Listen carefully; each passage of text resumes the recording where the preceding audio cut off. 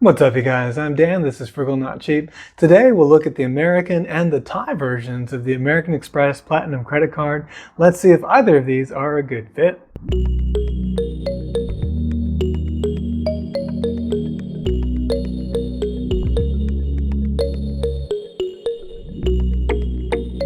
I have had the American Express Platinum card before. I had the Charles Schwab version. It was great for the intro bonus, and they're currently offering some, potentially high intro bonuses as well. But the math didn't work out back then in terms of being a keeper card. So let's take a look at what the card has to offer and do the math. Of course, the math could be very different for you. A lot of people find good value out of the American Express Platinum. So there's a new sheet in the resources link that you can find in the description. The sheet is called Amex Platinum US versus Thailand. So you can plug in all of your own numbers. Just save a copy of the sheet. Don't ask for editing rights on the existing sheet and it'll mess it up for everybody else. But just save a copy for yourself and then edit it and you can do the math on your own. All right, so right off the top, of course, the American Express Platinum is kind of on the super tier of the travel credit cards. It's, up there with the Chase Sapphire Reserve, the Capital One Venture X, and then there are some other kind of similar cards to these. And being that it's on this more premium tier, of course, it does come with a hefty annual fee. At the time of this filming, it's $695. Now, if you're getting 175,000 membership rewards points for $8,000 in spend within the first 6 months, and you're able to do that without changing your spending habits at all, just putting normal spend on the card, then it seems kind of like a no-brainer, right? However, for me, because I've already had the card, it is possible that they may not want to offer me a welcome bonus.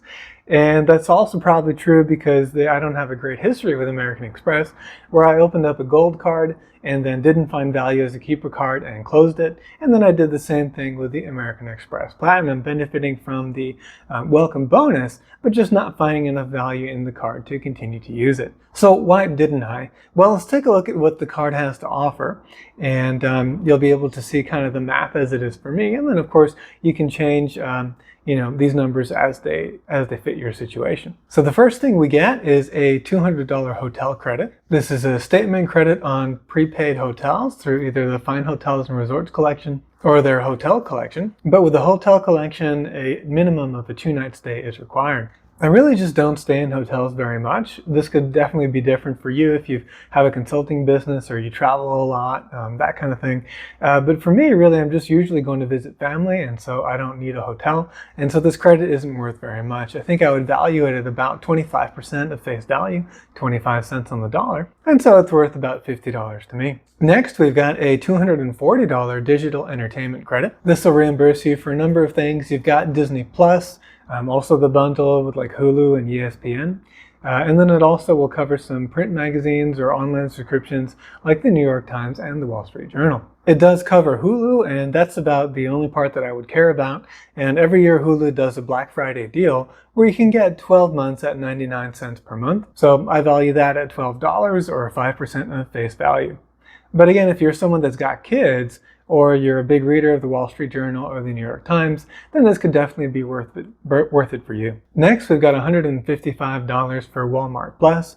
And while, this would be convenient and all that stuff, I would never get this otherwise, so I value it at $0. Next, we've got Priority Pass. And of course, this is a big one. It's kind of the whole lounge part of it. This is something that I really do get a lot of value out of when I do travel, because again, I may not be staying in hotels.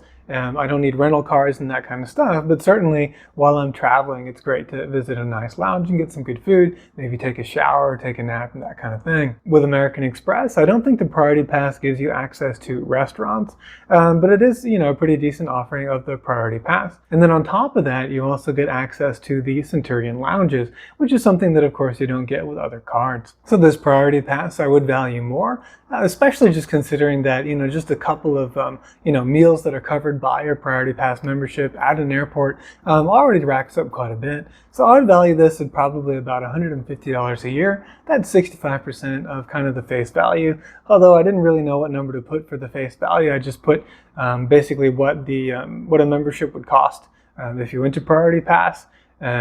because they have 3 tiers, but anyway, this is the one that seemed most appropriate, but that doesn't factor in the Centurion lounges. Anyway, long story short, this is about $150 value, at least for me. Next, we get $200 in Uber Cash. So if you're someone that does a lot of Uber Eats, or you take a lot of Ubers for commuting or that kind of thing, this could easily be worth it for you. But for me, the Uber Eats, because there's usually a markup on the prices, and I just don't like paying extra for the convenience and then having to tip. I'd rather just go out to eat somewhere. That's not really worth it for me.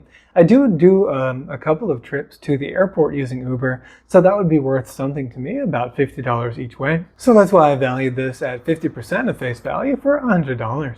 Next, we've got a $200 airline incidental fee. And so, this sort of entire part of the video just seems like we're rattling off a bunch of different coupons that you get from Amex in order to try to make up for the annual fee. That's essentially what it is, and what I really don't like about the card. It's kind of annoying. And then the big trouble with this airline incidental fee is it is not like the Venture X or the Chase Sapphire airline or travel credit, which are generally pretty easy to offset. With Chase, it's super easy. You just spend on travel. It can be like hotels, it can be rental cars, all kinds of stuff. It's really, really loose. With Venture X, you do have to use the travel portal, but it still covers, any flights, hotels, or rental cars that you book through the portal.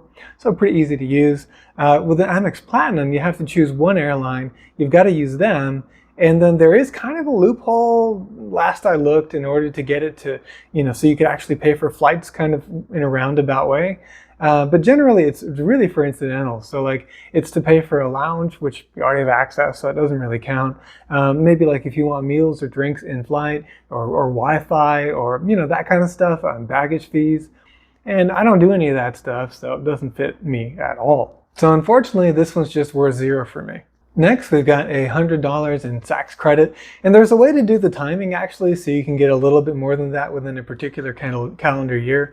But anyway, I would normally not shop at Saks. I did get a few free items from this credit while I had the card, and a couple of the pairs of shorts were pretty good. The shirts that I got, not so great. They pilled a lot pretty quickly, so I wasn't really happy with them. And yeah, I don't know. Anyway, I normally wouldn't shop there, so I don't value this very highly. 25 cents on the dollar for $25.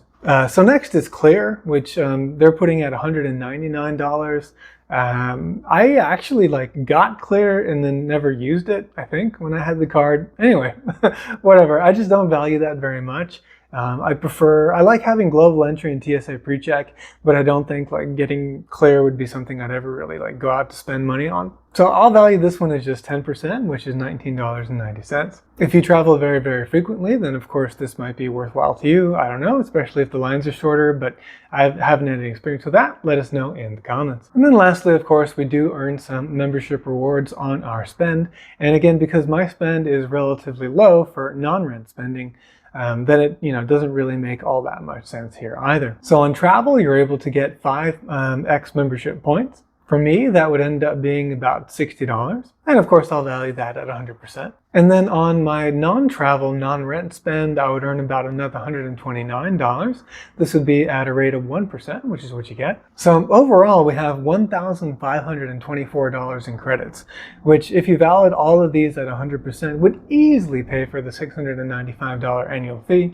It just happens that for me, it's not worth anywhere near that much. Total theoretical value, including the membership rewards points, would be $1,713. But again, at my personal discount rate, we come up to less than $550. That means that net of the fee, rather than being up over $1,000, I'm actually down $150. So this is not a keeper card for me. So that's kind of a bummer, but I am looking to retire abroad in Thailand, so I thought it'd be good to take a look at some credit card offerings. And American Express does have some card offerings in Thailand. I'll probably be looking at some other offerings in the future, but for now we'll look at the Thai version of the American Express Platinum. This thing has a pretty hefty annual fee. They're certainly going for the higher spenders here. We're looking at a 40,000 baht fee. At an exchange rate of 34.29 baht to the dollar, that's $1,167. You do get a ton of credits though to try to offset that, and they are a little bit interesting, but in many ways they're a little bit similar to what you get in the US. So the first one, and I'm not sure exactly if this is something you get on an annual basis or just the first year, but at least in the first year you get credit for the Mandarin Oriental. This is a complimentary night at a deluxe premier room. You also get breakfast for two, and then you also have the option of either a 2-course dinner or pre-dinner drinks as well. So it's really quite a lot bundled in there, quite a lot of value if you were traveling or visiting Bangkok. And of course, the Mandarin Oriental is a historic and beautiful property. So I put the value, I looked at how much a room would be, this deluxe premier room, plus the food and all that stuff, at about $1,020. But the problem is, and here's where it gets kind of silly, is that I'll be living in Bangkok. And so there's not much point in having a hotel room in Bangkok when I live in Bangkok. So unfortunately, I got to value this to just 10% of face value, and that's $102. Next, we've got a dining credit. And this one's pretty interesting because it's split. So you get 7,000 baht to spend domestically and 7,000 baht to spend abroad at a selected list of partner restaurants that will work with them. Now here I think it's going to be pretty easy for me to spend the dining credit. I do like eating out, and certainly I'd want to do that while I'm traveling with family or friends or what have you. So that 14,000 baht comes out to about $410. And again, I'll value that at 100%. Next, we've got travel insurance up to 25 million baht. This is an interesting one, but also something you could also pay out of pocket when you take a trip. So I'll value it at $100. They didn't really put like a value on it, but we'll value it at $100. Next, you get airport transfer service. This is round trip both to and from the airport, as long as you spend over 100,000 baht on a flight. So that's a pretty big threshold. This is going to be your international travel.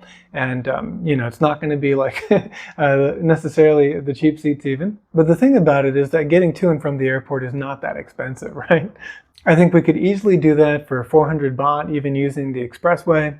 So 4 times that, that'll be under $50, about $46 actually. And then most of my flights are going to be well under 100,000 baht. So unfortunately, it's just not worth much to me. I'm going to value it at just 10% of face value. I mean, this is pretty much worthless for me, but it could be well worth it for someone else. Next, you've got Priority Pass. And of course, as you know, I'm a big fan of this one. So we'll value that again at the $150. After that, we've also got roadside assistance. That's about $50 value, I'd say. And then you also do get status with a few hotel chains. You get premium status with Radisson Rewards, Hilton Honors Gold status, and Gold Elite status with Marriott Bonvoy. Marriott Bonvoy seems to be a pretty popular program, by the way. Again, I don't really stay in hotels though, so I can only value this at 10 cents on the dollar. And then finally, we have the membership rewards points. So you get 1 point per 25 baht. I estimate I'll spend about 15,000 baht a year, so that's about $17.50. Then I should be able to get about 5% back on overseas spending on travel stuff. I think I'll spend about 10,000 baht there, so that's another $14.60. So overall, sort of the face value that I calculated for these different things is about $2,000, but to me they'd only be worth $842. So net of that $1,166 fee, we're down about $325, and again, this is just not a keeper card for me. Basically, I'm just not the target customer for these cards, and well, that's okay. Maybe some of you are, and hopefully this analysis will be helpful. Do download the spreadsheet and check it out and see if it works for you. But don't forget to do the opportunity cost and also compare it to the other cards that are out there, such as the Chase Sapphire Reserve or the Capital One Venture X. With that, I hope you found this helpful. If you did, please hit the like button and consider subscribing. Thank you very much for watching, and I'll see you in the next video.